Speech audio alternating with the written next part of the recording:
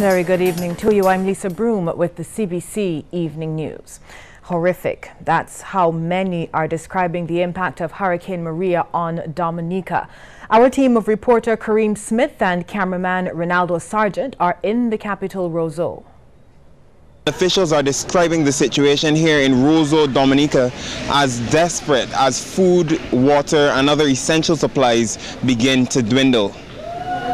Some traveled miles to get into the city, all of them with stories to tell of the overwhelming experience that was Hurricane Maria. The winds were like, whoa, and we live very on the tallest point, as I said. It's like a hill, basically. So, yeah, after the hurricane, I went out, and I could not believe what I was seeing. I talked to some of my friends, and they sheltered in wardrobes, even the fridges. Remove all the shelves in the fridges, go in the fridge, and sheltered in the fridge. You know, so it was a treacherous time, real treacherous time. It was just destruction. I tell you, I stayed in my house with my wife and my 2 children for 8 hours, 8 hours. Cannot move, just bending in a corner trying to hide, because the kind of things I'm hearing is just it's just destruction. The wind, first time I experienced in my life, it's just destruction. In Nigeria, we don't have so much natural disasters. We have floods, we have rain, but this is like on a grand scale, you know. Okay, at night we were like in the bedroom area, we just had things hitting us, falling on us, and pretty much we were safe in my house. But when we got outside, trees had fallen, poles had fallen, and like I'm hearing that a lot of lives has been lost, and that's no good. And like water, there's no water, there's no light. At night, we just get so bored. We try to sleep. It's like the night is so long, you can't wait for light for morning to come, so we just keep praying. With widespread looting and desperation increasing, people of varying nationalities are doing all they can to get food, water, or even a lift to safety. I am here expecting to hear some good news from Canadian officials coming in through a British aircraft later, and I'm just hoping to hear like a specific evacuation date and where we're going. I just need a place where I can tell my mom and my family that I'm safe, that I'm okay, and yeah, that's all I'm expecting at this point. Yeah, so we hope that our country, Nigeria, will come, you know, rescue us and take us. Not like we empathize with the Dominicans, yeah, but since we have somewhere better we could go to, we'll be so happy if the Nigerian government could come get us. Since then, we've had no word on how many people actually made it out of the country. Amid the turmoil on the streets, we've seen small acts of kindness, brazen acts of desperation, and people showing contentment with what they have. It's all in an effort to survive the devastating aftermath of Hurricane Maria. Kareem Smith, CBC News. Meanwhile, others, including a number of overseas students, have been speaking about their experiences.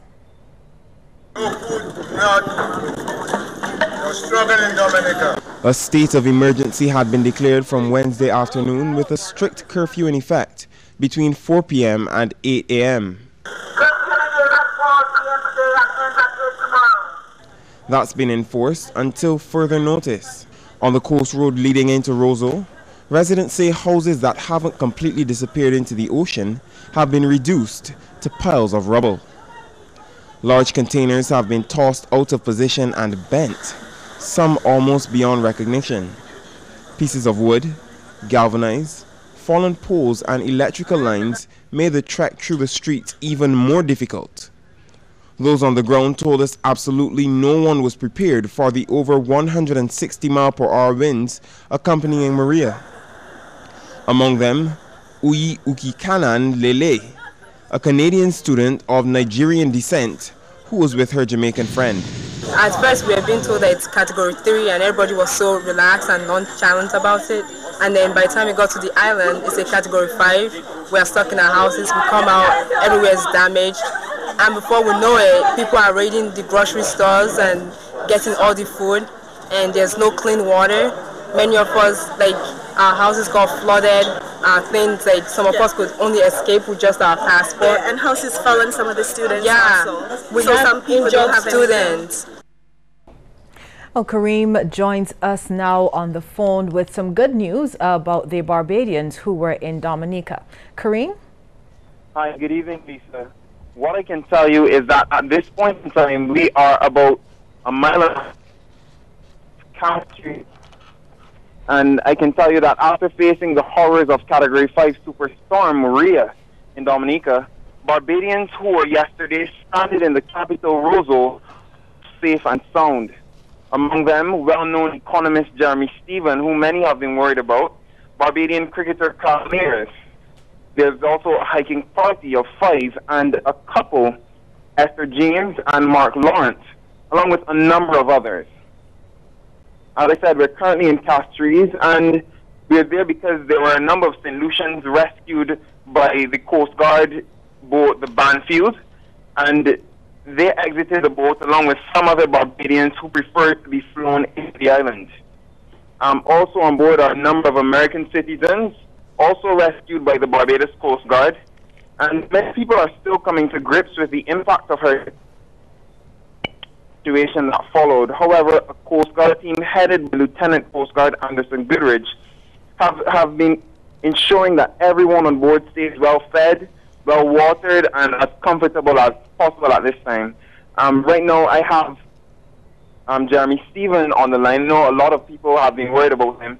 And Jeremy, just tell us a bit about the situation, how you're feeling at this point in time, especially considering the turmoil that was on the ground in Dominica. All right. Good night to everybody in Barbados, and I just wanted to thank everyone for the concerns. I'm extremely shaken, and it's only really that I didn't know how bad that situation was. I was in total survival mode, almost died twice that night. Some Americans, ironically, and they made this team up for you wouldn't be having me here today, honest to God. I really want to keep this short, no matter what, but honestly, at this time, I want to focus more on the people of Barbados than myself, because I don't ever want to recount that experience. We may see it on TV, you guys at CBC and within the media will be sharing pictures, but nothing can really replace actually being on the ground and seeing a very beautiful capital and a country that's forever green totally be ravished. There are no leaves in the tree, and we all know about the trees in Dominica, the nature full of forest and water, flowing water, and then within a matter of moments, unexpectedly, because it upgraded from a tree to a 5 in like no time, and the eye changed course and whatnot. You then live to see people drinking out of sewers. Like it's a picture on CNN in Haiti, a town that was progressive enough and supported enough with investment capital, that kind of stuff I like to talk about. But more interestingly is the fact that a lot of people are in panic mode right now, and I really understand what fight or flight means at this time. People started looting almost immediately as the all clear began, and people were looting the essentials, alcohol, dresses, and stuff like that, and not really concerned about their food. It's not all Dominicans, but Dominicans who definitely would be in need. And all I can say is that if we don't, and I'm making a plea, a continuous plea to all of us in Barbados, and here the Defense Force and whoever else will be providing relief, because those people will be without food if we don't distribute it quickly and efficiently. And I actually feel, and I'm speaking out of turn, but I will say this, that the situation could become violent if we don't manage it right. There's no economy in Dominica. There is literally nothing in a snap of a finger.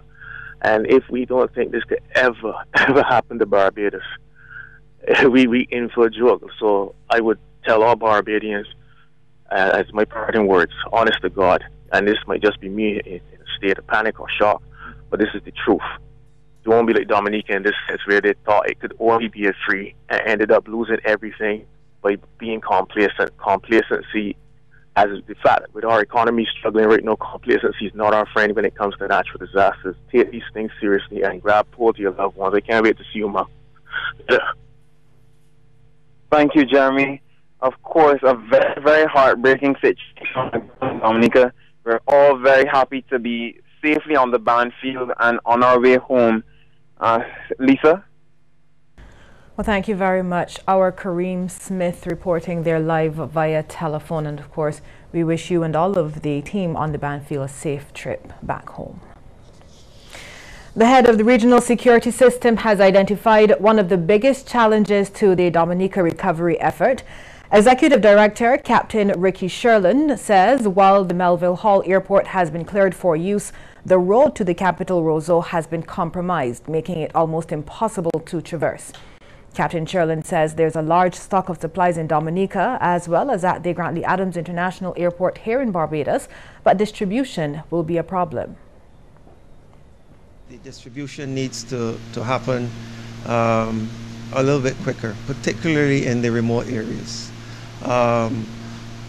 There's a lot of commitment, and speaking to the Executive Director of Sedema, Ron Jackson, he has a lot of commitment for supplies, but we want to ensure that when those supplies get here, that they're properly distributed. We also want to make sure that we have access from Melville Hall into Roseau and be able to distribute those supplies from the central location out into the remote areas. Well, Chief of Staff of the Barbados Defence Force, Colonel Glenn Granham, says utility companies in Barbados have pledged to help with the restoration of the light and water supplies. Only yesterday we had a commitment from the Barbados Water Authority to sending 2 engineers to assist in getting the water distribution system here up and running. They approach us, headquarters BDF, in order to try to get those persons here, and we are trying our best to see how we can get them in.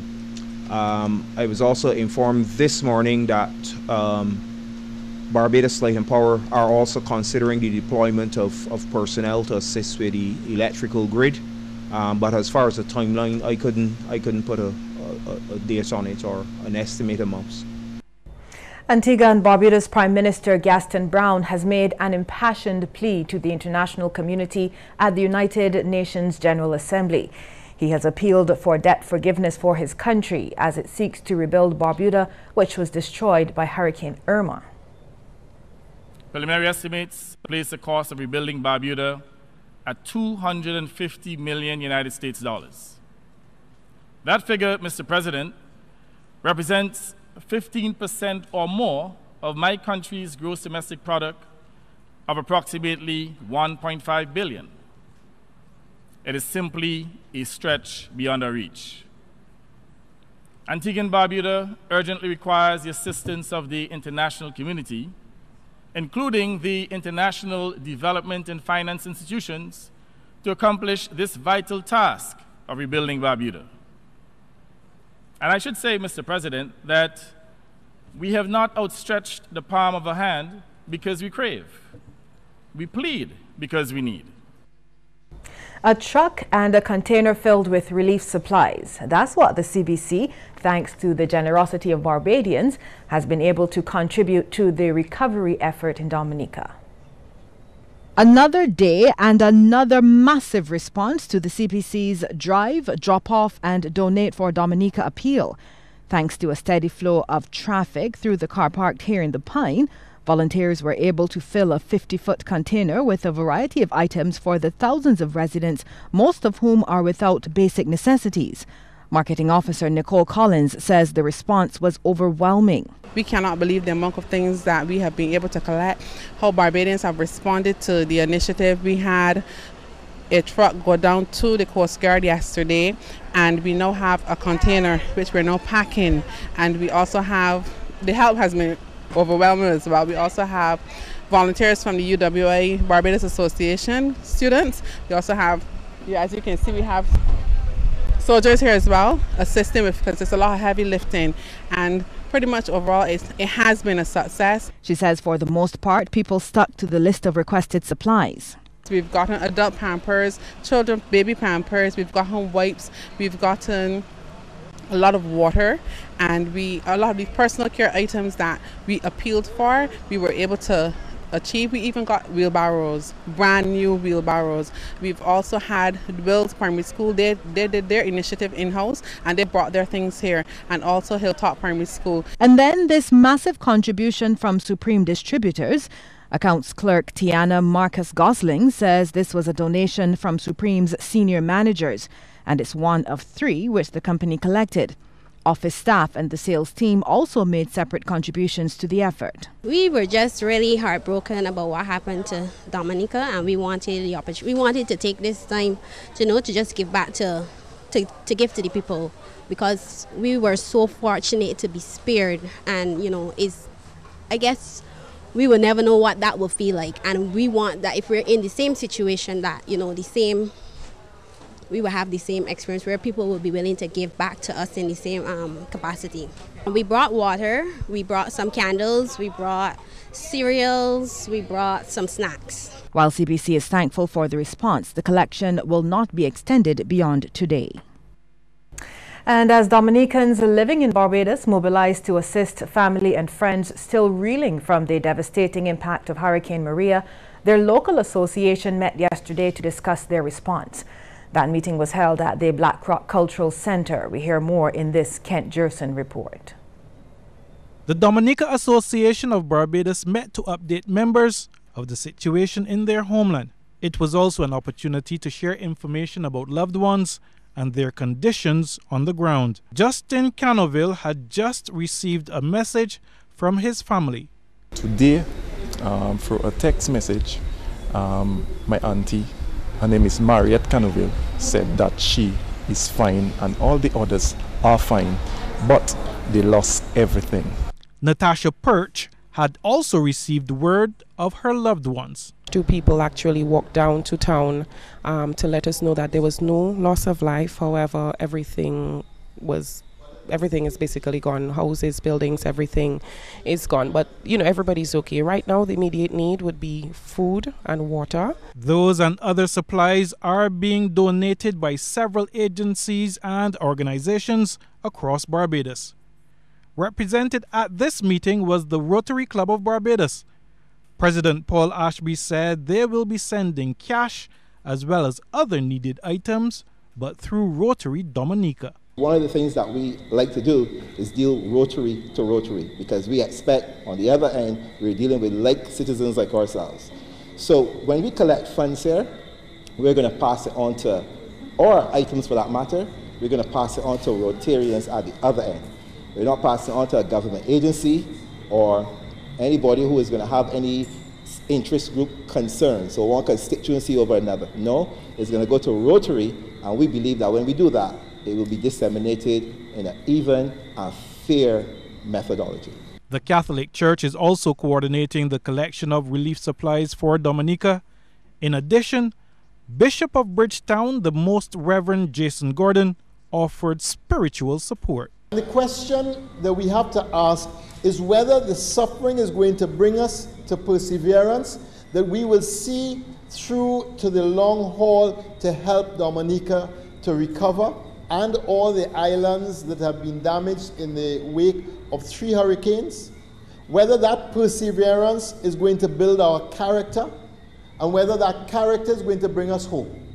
Hope is trusting that the promises that God has made, that God is good to his promise. Bishop Gordon also told the association that Dominicans, like other Caribbean people, are no strangers to adversity, and they will overcome this challenge as they have in the past. Kent Jerson, CBC News.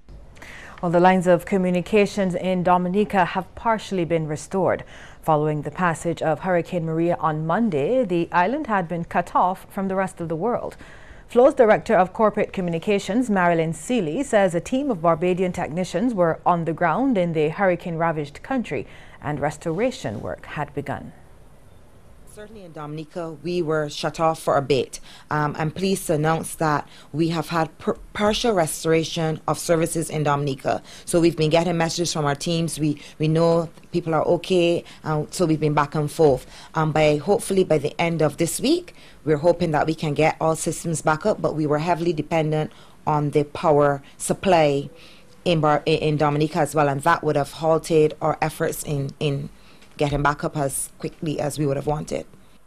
Ms. Seeley also announced the launch of several initiatives to raise funds, including a text to donate campaign, which allows customers anywhere in the Caribbean to donate $1 by texting GIVE to short code 2300. In addition to donating 3 barrels of supplies, Flow's employees have the option to contribute a portion of their salaries through a payroll giving initiative. Ms. Seeley also revealed that the C&W Charity Foundation had allocated $500,000 to assist with the rebuilding efforts. We're working with Sedema, we're working with the Rotary and other agencies such as those. They were the ones who are on the ground making the assessment. They will let us know what the immediate needs are and the priorities, and then we'll work to distribute and to ensure that those with the most immediate needs get the priority. We're hoping that we can get our partners, our suppliers and individual donors to also come on board to help to double this figure. And that's the whole aim, to raise as much as possible for all those countries who have been affected. And in Puerto Rico, while rescue operations are ongoing, many are taking it one day at a time, waiting for help to come. I got an SOS from that elderly orphanage, and it was a text like from a horror movie. It said, if anyone can hear us, please. We are stuck here. We can't get out, and we have no power, and we have very little water left. So we got there just in time. It was a very touching moment. If I can save one life, that would be good enough, but I have too many to save. So the power is only part of it, Jim, because officials have already told me that will take months to restore. Resources now coming in with FEMA on planes, on ships, but the priority will be distribution. I want to kind of walk you around the kind of places that we're seeing right now. You can see how this home ended, or a part of a home rather ended, and this is a roof. You can see a fan. All of this, by the way, comes from that blue building. How do I know that? I talked to the gentleman that lives there that says, yes, this is part of my roof here. You can even see doors on the ground. People's personal lives just on full display after Hurricane Maria. And so when you hear the mayor of San Juan getting so emotional, I mean, it really is representative of what we are hearing and seeing on the streets. The government really dealing with a logistical nightmare, because even they admit they have not been able to reach parts of the island. And when I say reach, I don't mean just by phone, I mean by roads. These roads are flooded, filled with debris, just like this. We'll be back after the break.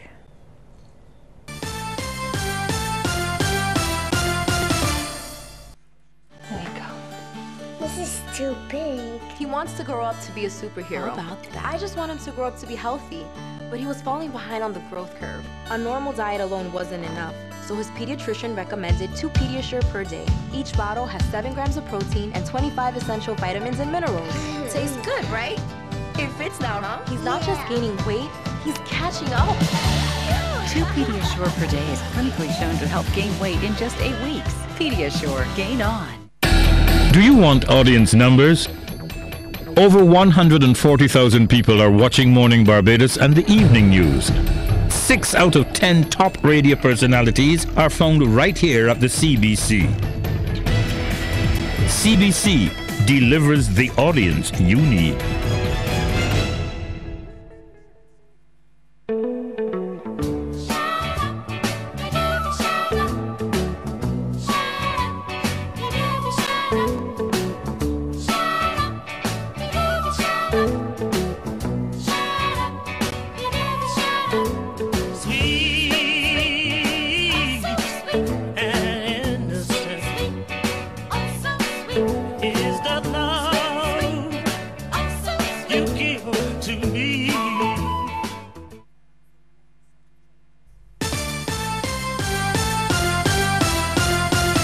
It was a near-death experience for a Christchurch man during an early morning accident at Mangrove in St. Philip around 7:45 this morning.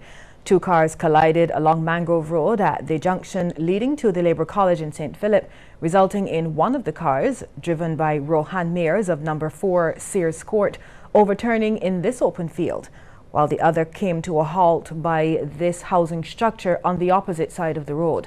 Both cars were extensively damaged, and CBC News understands the driver of the other car was a female. Now, reports are that she was shaken up by the ordeal and sought private medical attention. Mears, who escaped with minor cuts and bruises, is thankful to be alive. God is good. I'm alive and I'm walking, you know, so God is good. Scrapes and bruises could be healed, you know. But once I got life, I got time. She was in shock, so I actually had to hold her, let you know it was me that was driving and I'm alright. And the guy that was in the car, we was there with it. Yeah, we was alright, so don't panic.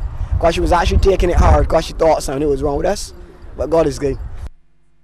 The Ministry of Transport and Works has completed a full assessment of the country's roads.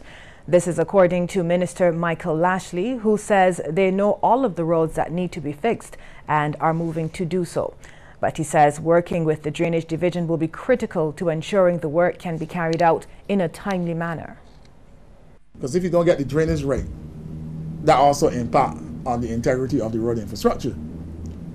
So it is a combined effort that we have to work with drainage along with MTW to ensure that once the road services are free of stagnant water, basically, but that water can run freely also, that it won't damage the road. But we know full well that we have a program in place. We will continue to do a mill and pay program. We will continue to do the rehabilitation program, which will involve, of course, patching and, of course, the upgrading of the roads. Well, Minister Lashley says the recent heavy rains have eroded a lot of the road work already underway. There are some roads that we started the mill and pay program, and as a result of the weather, the rains came in, and now we have to go back now and do further rehabilitative work. Not only MTW, but also the private contractors, because we also have private contractors in place. So we have our challenges, but we'll try to confront them and try to get the roads back to normalcy. With Barbadians living longer, government is continually tackling the challenges an aged population brings. It is ensuring the elderly live active lives. The National Assistance Board has been doing just that through its senior recreational activity centers. Hundreds of seniors are enrolled in the program at a number of centers across the island. And after a 2-year absence, the St. Bartholomew Recreational Activity Center was reopened. Minister of Social Care, Constituency Empowerment and Community Development Steve Blackett says the program aims to empower the elderly. By abandoning the needs-based methodologies of the past and by acknowledging the United Nations Declaration that older persons have a right to equality of opportunity over the latter stages of their life course. From the outset, the NAB recognized that many older adults in the home care program were seen as dependent, passive individuals with little or no opportunities to participate in the home or the community. The elimination of this social isolation of our growing elderly population from community participation was one of the major objectives of the Seniors Recreational Activities Program. Mr. Blackett says while his ministry is committed to ensuring the full participation and rights of older people in society, others can help. He adds that in the present economic climate, the program can be used to overcome some of these challenges. The program can foster an element of economic independence through the creation of income-generating activities via individual efforts or the creation of selective cottage industries. The program is already both faith-based and community-based, and obtaining a market should be attainable. While within the program, we already have a willing and receptive group of older adults with various strengths, skills, and resources who can achieve this goal. What are required are a renewed focus and a vigorous pursuit of linkages with other entities in the communities. Labour Minister Senator Dr. Esther Bayasuku wants the greater appreciation of people with disabilities in recent times reflected in the workplace. She shared this view while addressing the Congress of Trade Unions and Staff Associations Midterm Delegates Conference at the Courtyard by Marriott in Hastings. The conference was held under the theme Championing the Cause of the Disabled Worker. And in keeping with the theme, Dr. Bayasuku stressed that disability is not inability. It does not mean that a person is totally incapacitated or incapable of working. It simply signifies that there is some physical or mental challenge which places some limitation on that individual. They are, as I'm sure you have all heard, differently able. And today I reiterate that our differently abled workers are just as valuable to our economic growth and prosperity as our able-bodied workers. And as such, we must ensure that the differently abled workers within our society are not marginalized. Still to come, a look at some of the stories making headlines across the region. Stay with us. How is poor diet causing inflammation? What people don't realize is things like bread, flour, carbohydrates can create problems with sugar and inflammation. Basically, sugar equals inflammation in the body. It affects your kidneys, your eyes, it affects your overall health. You need products like Omega XL to help manage that. To reduce your risk of disease, get your Omega XL today. Live long, stay strong with Omega XL. Help support the restoration efforts for the hundreds of thousands affected by catastrophic hurricanes. Donate to the Red Cross Hurricane Relief account at any branch of the following: CIBC First Caribbean, account number 100-1163436. First Citizens, 500-900-00588. RBC Royal Bank, 210-05073. And Republic Bank, 01804-153-1001. Monies raised will be sent to the International Red Cross for its restoration work for affected persons. Appeal closes 30th November 2017. Persons wishing to post checks should make these out to Red Cross Hurricane Relief Appeal account and post to Barbados Red Cross Society, P.O. Box 300 Bridgetown, or hand deliver to the Red Cross Warrens headquarters. The Barbados Red Cross and commercial banks, on behalf of the victims of catastrophic hurricanes, thank all persons and businesses for their contributions.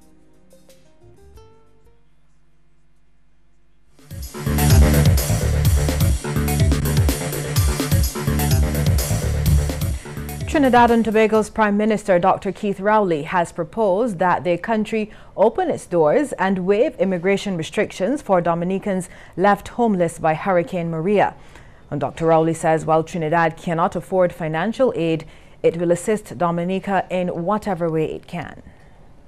Those who can find contact in Trinidad and Tobago, either by way of friend or family, and if they can make their way to Trinidad and find a household that will accept that, we will waive all restrictions for the next 6 months to any citizen of Dominica who find his or her way to Trinidad and Tobago. And I'm saying to people in Trinidad and Tobago, if you do have accommodation and you have the means, the wherewithal and the inclination to support a Dominican, arrangements will be made so that you can identify yourself. And for the next 6 months, Trinidad and Tobago will open our doors, our homes, our pots, and I dare say our schools to citizens of the Commonwealth of Dominica. Massey Stores St. Lucia Limited is partnering with a startup non-profit entity for a recycling project that hopes to turn waste into useful material. Every Saturday for 9 weeks, Massey Stores customers can reduce their waste and help conserve the environment while earning loyalty points. The company has partnered with Jua Cali Limited in its innovative pilot project to reduce the growing volume of waste generated at the country's landfills. Members of the public are being urged to bring in clean plastic and glass containers, which will be weighed and for which they will receive 5 loyalty points for every 2 kilograms of waste deposited. Jua Cali's Chief Technical Officer, Paula Watson, says the goal is to capture waste before it reaches the landfills. That the landfill, it's nearing its maximum capacity. The landfill was built to last for 20 years and we're at almost the 17th year, if my information is correct. So this is one way we can extend the life of the landfill, capturing plastic items, glass. You know, glass can remain in the environment for over 500 to 1 million years, and it takes a long time to break down. So we're trying to capture these items and turning them into things of value. Watson says Massey Stores St. Lucia Limited has come on board as a valuable partner in this initiative, helping to make pop-up depots a reality. Massey's head of marketing and corporate communications, Saraya Best Joseph, says the company has a mission to be environmentally conscious and socially responsible, and is assisting in a host of areas, including raising awareness about environmental issues and providing a pool of points to Jua Cali to help incentivize persons who bring in waste. Because we know that many of our customers hold a card, we have actually teamed up with Jua Cali, and we are providing them with loyalty points which they would give to customers who bring in different types of plastic, whether it be plastic bottles, plastic containers, different types of glass bottles, glass containers, etc. So this is the extent of our contribution, because we recognize that as a retailer, we sell a lot of products that come in plastic, that come in glass. This is our way of being responsible and showing that we care for the environment. Well, here's a tip now from Cooperators General Insurance. This tip of the day is brought to you by Cooperators General Insurance Company Limited. Insurance the way you want it to be. If you often drive at night or alone, consider a cellular phone to make it easier to summon help in an emergency. This auto theft prevention tip is brought to you in association with the Royal Barbados Police Force.